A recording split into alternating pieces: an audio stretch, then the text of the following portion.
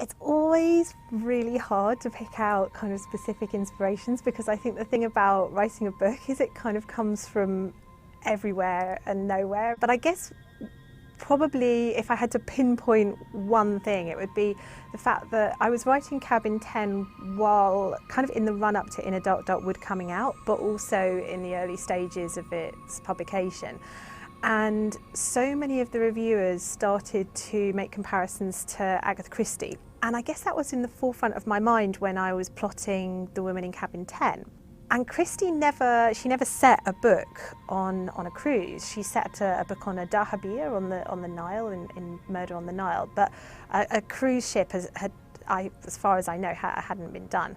But I just thought immediately it would make such a wonderful setting to have that kind of feeling of huge luxury. It's not, the cruise ship in my book is not just, it's not just for the 1%, it's for the kind of the 0.1%. It's like serious luxury.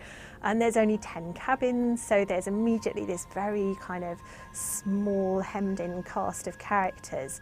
And for me, I guess as well, there's always that thing of when you're in hotels and you come back to your room and you find that, you know, the staff have been in and they've tidied it all up and made it all beautiful.